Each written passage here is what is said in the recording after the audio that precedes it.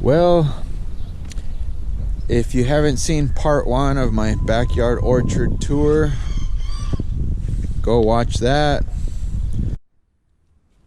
So I am located here in Vista, California in San Diego County.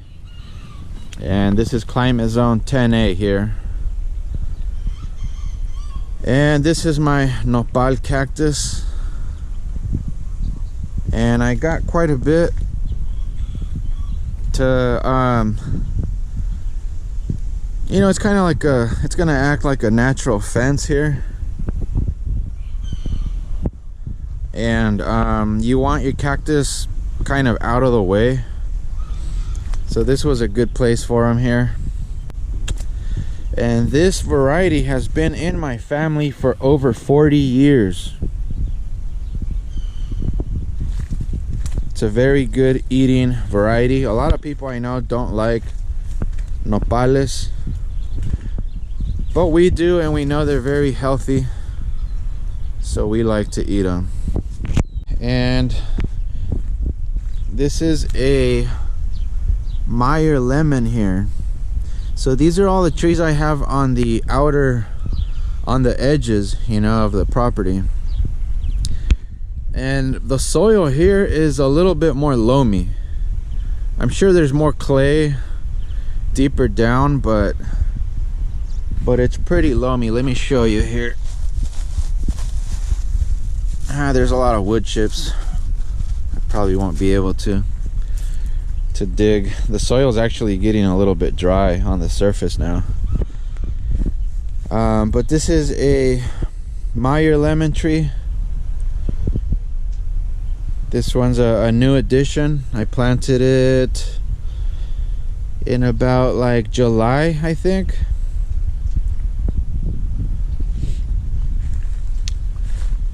And this is a Costa Rican guava, or cas guava, or in Mexico they call it arrayan, and it's doing pretty good.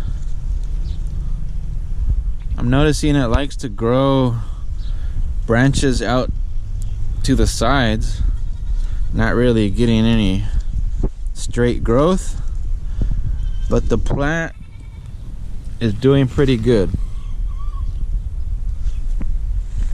The tree. This right here is a Valencia orange. This one has been in the ground close to 3 years now, I believe. And it is producing oranges now.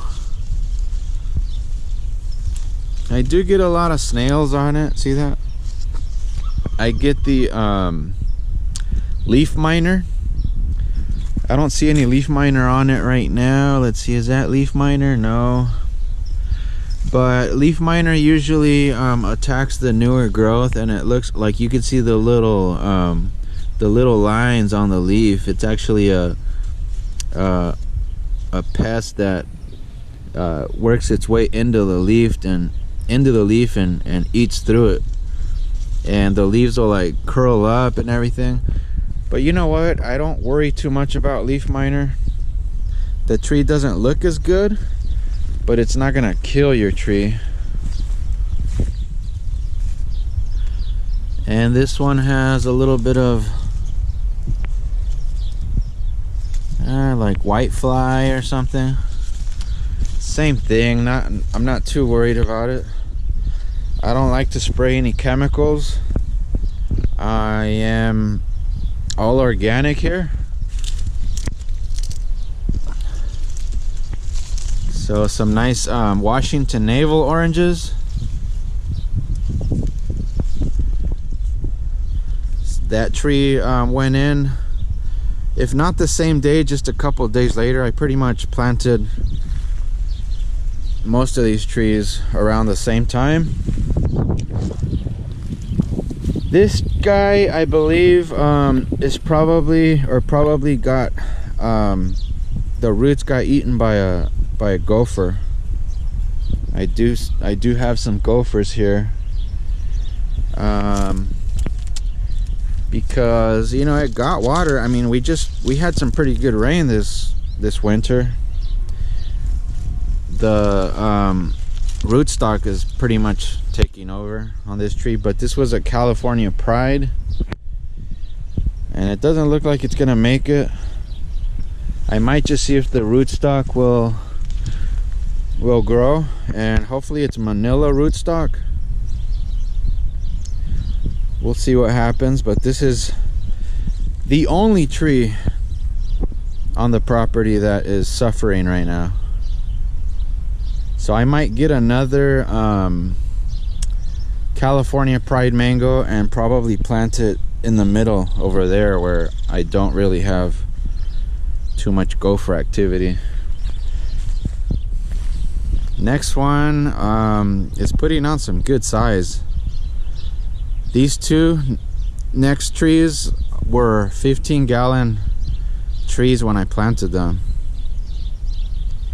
This one right here is a Moro Blood Orange. And one thing I've noticed with Moro Blood Orange is they take longer to fruit.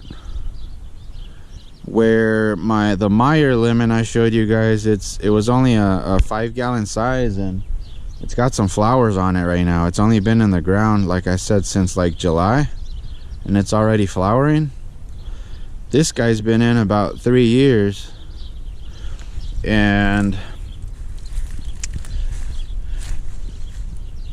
it's got some flowers on it for the first time. So that's kind of cool. Gonna have some Moro Blood Oranges pretty soon. And this tree also has some of this I forgot what these are called, but no problem, it'll survive it. It'll be okay. I'll show you guys. I'll give you guys an update. I promise it'll be okay. This is the bear's lime right here. This one's put on some incredible growth. And this one also went in about 3 years ago. And it's got a lot of limes on it. Perfect limes for tequila and Corona. And it's got some flowers too. And these citrus really love the climate here in Vista, and they really love the soil here, and they're probably really loving this location. It's a south facing wall. They're getting some extra heat.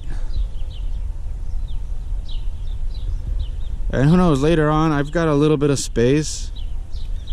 Who knows, maybe I'll take out that mango and plant a couple other citrus there or something. We'll see. And then next to the bear's lime, I've got some dragon fruit growing. And this dragon fruit plant normally produces about 10 dragon fruits every year. And I've been taking some cuttings off of it too. This is the white dragon fruit variety, white flesh, and a red on the outside. I've heard they're not as good as the red varieties. I don't know if I've tried a red variety, but I still like these. They're good. Guava right here. This is a pink guava. They don't get very big. They're just normal size guavas. Very sweet, very good flavor. And one of my clients brought seeds from Hawaii, and he had a few young trees, and he gave me this one, and it produces a lot of guavas every year. It's been in about 3 or 4 years. Over this way, oh wow, Just noticed a nice guava on the ground. This is a Snow White guava, and then we got Big Diamond and Vietnam Sweet. So I got 3 guavas growing pretty much about 18 feet away from each other. 18 feet, I mean 18 inches away from each other. And this is probably the Snow White right here. Let me pause for a second and split it open to show you guys what it looks like. There it is. And the inside, the color of the fruit on the inside is exactly the same as the color on the outside.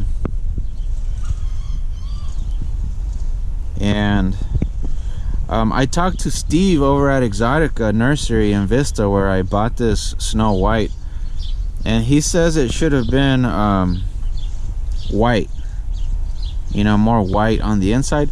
So it probably got crossed with another variety, but it tastes really good though.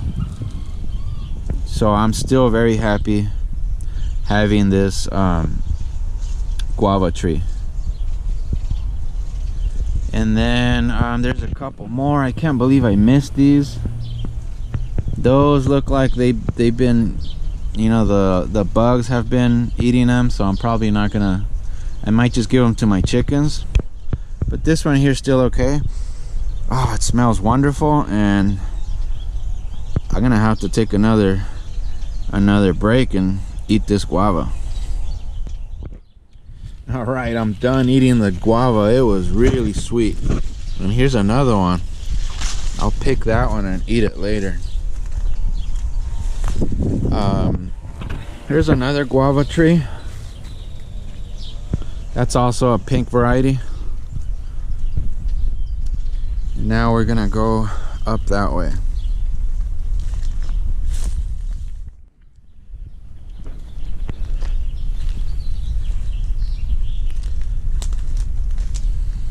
All right, so this one is a strawberry guava right here. I really like strawberry guava. The house where I grew up, it was a house, 3-bedroom house in Carlsbad with a 3-acre vegetable farm. My parents both worked on the farm growing vegetables, mostly tomatoes and cucumber, and then later on they switched to growing flowers. But on that small farm we had 2 strawberry guava trees, and they were pretty good sized trees, probably about at least 10 feet tall, both of them, and they produced a lot of guavas. I remember I used to get up on the fence to reach all the strawberry guavas. So it's a tree I've been around all my life pretty much. It's a really delicious fruit. I'm sure some of you guys have tried it, and I can't wait till this tree starts fruiting for me. As you can see, it's got a lot of little flowers that are about to pop out. A lot of new growth on it. And then this guy right here is just a 20th century Asian pear. Some new growth, and it looks like it's gonna start to flower. I haven't had any fruit off that tree either. This is my Fuyu persimmon, and I've tried the fruit off of this tree last year, and hopefully we get more persimmons this year. And this is a 4-in-1 apple right here. This is Fuji, Beverly Hills, Granny Smith, and Dorset Golden, all in one tree. And it's got a few Beverly Hills right here. I'm gonna thin this tree out. I can't have 5 guavas, right? I mean 5 apples right here on this branch. That's too much.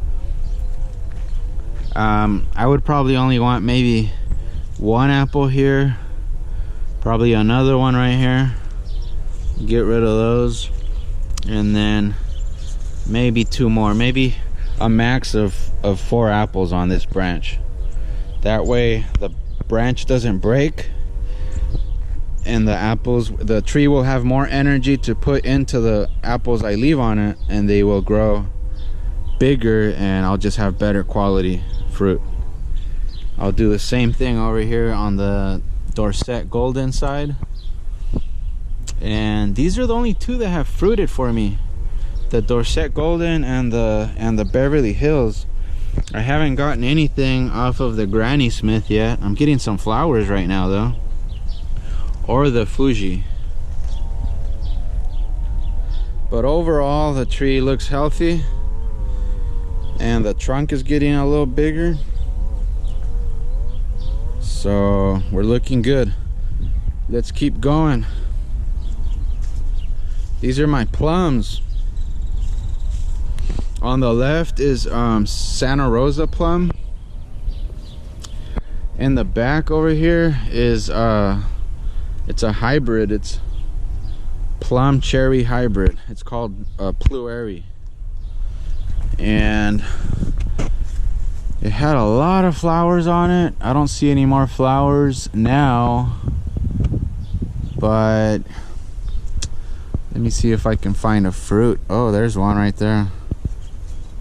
There's a Pluary right there, and there's another one right there.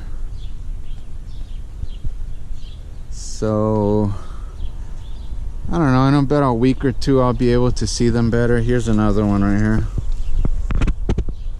It's another fruit, another Pluary.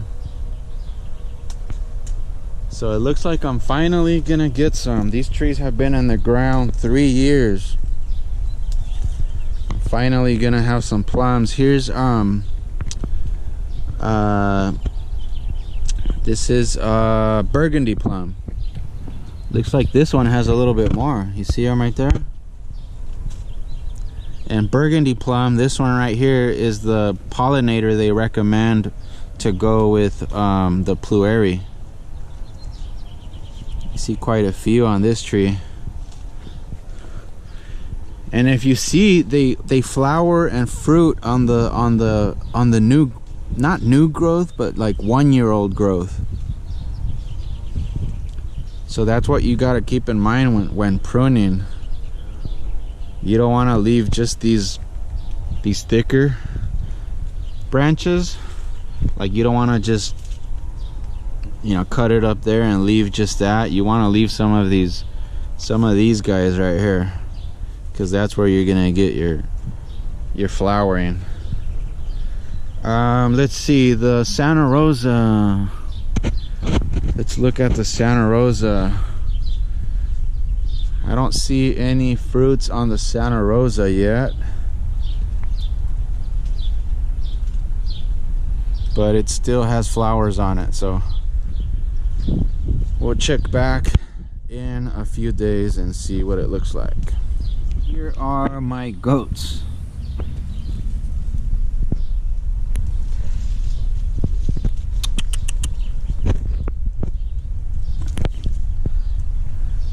They're in my neighbor's yard. My neighbor has a pool here, but down that way there's a huge area over there with lots of grass that they can eat. So I bring them over here every morning and then put them back at night. And this is my passion fruit vine right here. This vine has been producing a lot of passion fruits this year, and it's been growing a lot. It's really loving the soil here. I'm blessed with some very good soil here. It's like a clay loam, mostly clay, but some loam, full of nutrients. and there's quite a few on the ground. I gotta come out later and collect all these.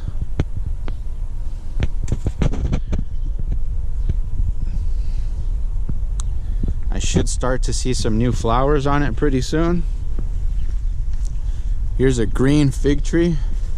You can see some of the leaves right there, but the passion fruit is growing all over the fig tree. So I'll still get a few figs, but probably not as many this year, because the passion fruit vine is shading out most of the fig. So maybe this year I'll see if I can grow some of these figs from cuttings to plant them somewhere else. And there's the dragon fruit, just keeps going all the way up the fence. And then another fig. This is a purple fig. These two figs were already here, so I'm not exactly sure what varieties they are. I've lived here since May of 2015, and when I came here they were already here. Cara orange. It's got a few little guys on it. And the guamuchil tree. This guy's getting really big.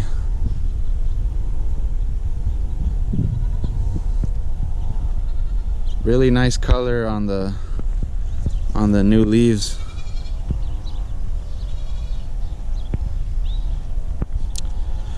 And I've got a video on this tree, so if you want to go back and look at my older videos, I've got a video where I'm talking about this tree right here, and it was much smaller back then. It's putting on some good height, and it's been producing some fruit. Growing some dragon fruit right here, and some half whiskey barrels. There's a grape growing down there. That guy up there in that pot is a peach, and then this is a nectarine over here, I believe. So now I'm gonna go up. Got some papayas on my south facing wall here.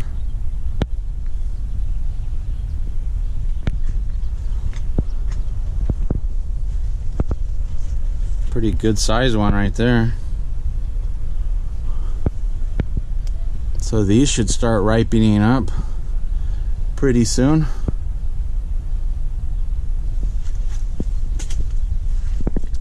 And that's the female. And this one does not have any fruit on it because this is the male. So papayas do require a male and a female, unless they're hermaphrodite, meaning they put out flowers that will self-pollinate.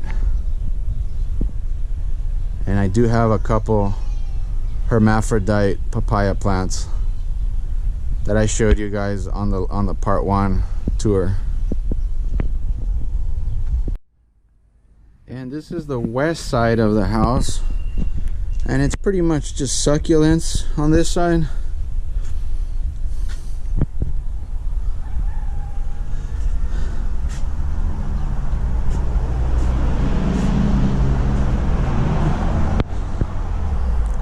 But this is another project area. You know, I can get rid of some of these plants and maybe put in some fruit trees, but they would have to be fruit trees that only need, you know, a few hours of sun each day, because the house is definitely gonna block off a lot of the sunlight, and also that pine tree up there. And then if we go around this way to the north side of the house, Have another guava tree. This one was already here as well when I moved in. It's another pink. So I have quite a few pinks. And then right in the middle here is my black zapote. They call it or AKA chocolate pudding fruit. And when I bought it, it was a 15-gallon size. It's been in the ground about 2 years. And when I bought it, it had about 5 or 6 fruits on it. Last year it flowered but did not set any fruit. The soil isn't as good up here though, because it's like fill dirt. See, I'm on a hillside, so they had to bring in, I'm sure they had to bring in dirt from somewhere else. So it's pretty bad dirt. So if it was down there, it would be doing a lot better. A few bananas here. And another guava, but this is the lemon guava. If you notice, it looks like the strawberry guava. Only difference I've noticed is the leaves are larger, and of course the fruit is yellow. It's the color of this guava right here versus red or purplish on the strawberry guava. And this one also is gonna put some flowers out very soon. This is a sweet lime tree. And I have a few roses here. The roses were already here.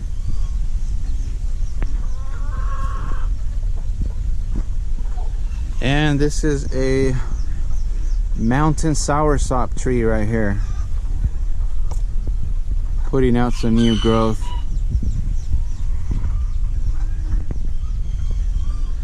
And that's about it, you guys. Thanks for watching once again.